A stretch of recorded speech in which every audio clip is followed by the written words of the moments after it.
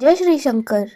सभी भक्तों का स्वागत है हमारे चैनल दुर्गा भक्ति मार्ग में, जहां आपको मिलती हैं रोज नई नई पवित्र कथाएं, व्रत कथा और भक्ति से जुड़ी अद्भुत बातें।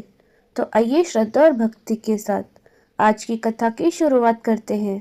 आज की कथा है गंगा सप्तमी की कथा। वैशाख माह की शुक्ल पक्ष की सप्तमी तिथि को गंगा सप्तमी के रूप में मनाया जाता है।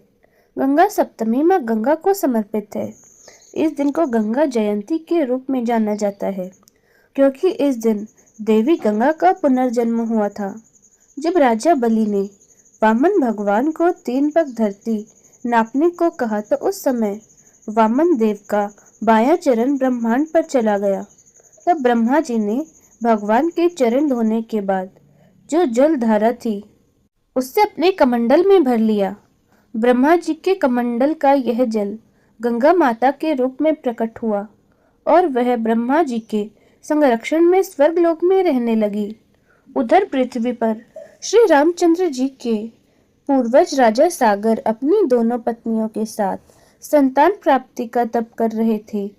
भृगु ऋषि ने राजा सागर के तप से प्रसन्न होकर उन्हें संतान प्राप्ति का वरदान दे दिया और कहा, आपको एक रानी से एक पुत्र प्राप्त होगा और दूसरी वाली रानी से 60,000 पराक्रमी पुत्रों की प्राप्ति होगी।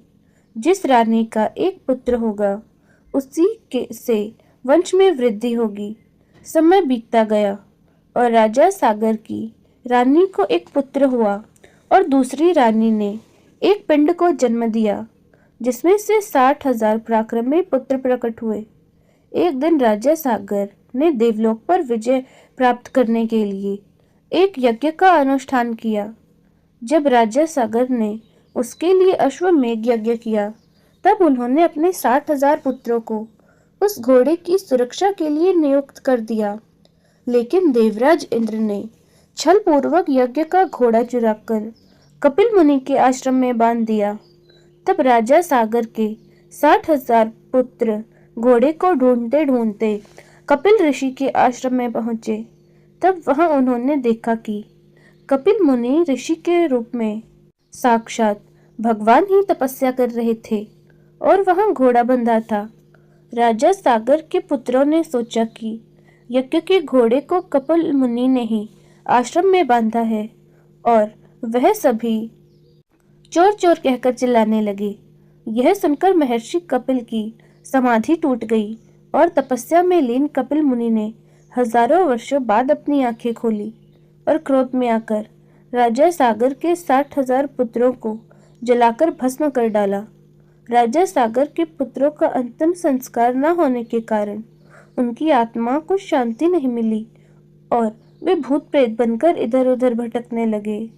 तब राजा सागर ने अपने तेजस्वी पौत्र अंशुमन को अपने पुत्रों और घोड़े का पता लगाने का आदेश दिया। अंशुमन उन्हें ढूंढता हुआ कपिल मुनि के आश्रम में पहुंचा। वहां बाहर ही उसने चाचाओं के शरीर की राख पड़ी देखी और यज्ञ के घोड़े को चरता हुआ देखा। कपिल मुनि की स्तुति करके अंशुमन ने उन्हें प्रसन्न किया। कपिल मुनि ने उन्हें बताया कि अगर पवित्र गंगा का जल भस्म हुए सागर के पुत्रों पर चढ़ाया जाए तो उन्हें मुक्ति मिल सकती है। इसके बाद अंशुमन राजा सागर के पास पहुंचे और उन्हें सारी बात बता दी। राजा सागर ने दुखी मन से ही उस यज्ञ को पूर्ण किया। अंशुमन के प्रतापी पुत्र राजा दिलीप के धर्मनिष्ठ पुत्र भागीरथ जब बड़े हुए तो उन्होंने अपने पूर्वजों की आत्मा की शांति के लिए तपस्या करने का बीड़ा उठाया। भागीरथ ने ब्रह्मा जी की तपस्या करके उन्हें प्रसन्न किया, जिससे वो गंगा को पृथ्वी पर लाए। ब्रह्मा जी भागीरथ की कठोर तपस्या से प्रसन्न हुए और गंगा को पृथ्वी पर भेजने के लिए तैयार हुए। तब ब्रह्मा जी ने देवी गंगा को आदेश दिया कि वह पृथ्वी पर जाए और वहां से पाताल लोक जाए, ताकि भागीरथ के वंशजों को मुक्ति मिल सके।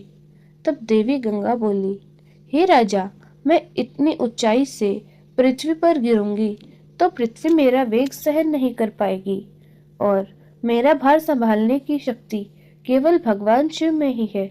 उचित यही होगा कि मेरे भार और वेग को संभालने के लिए भगवान शिव का अनुग्रह प्राप्त किया जाए।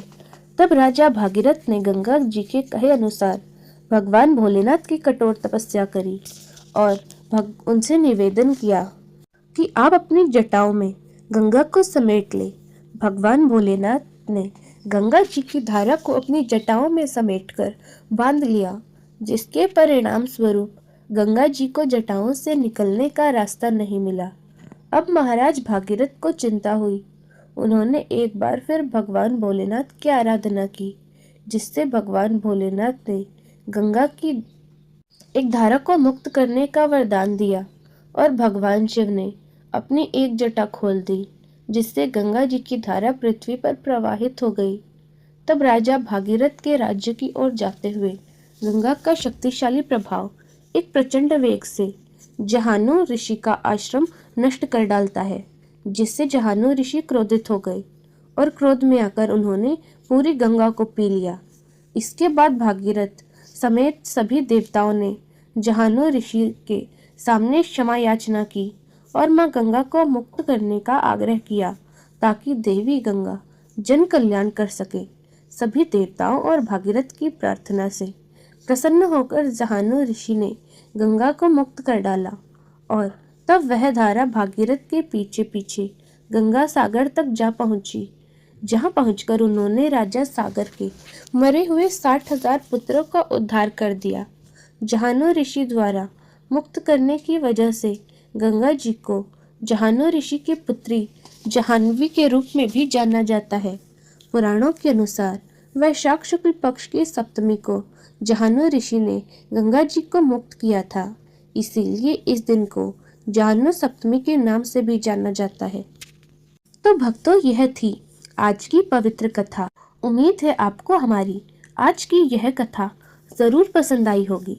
अगर आपको यह वीडियो अच्छी लगी तो वीडियो को लाइक करें, शेयर करें और हमारे चैनल दुर्गा भक्ति मार्ग को ज़रूर सब्सक्राइब करें और कमेंट्स में जय मां गंगा ज़रूर लिखें। ऐसी ही और पवित्र कथाएं सुनने के लिए हमारे चैनल के साथ जुड़े रहें। जय श्री शंकर, जय मां गंगा।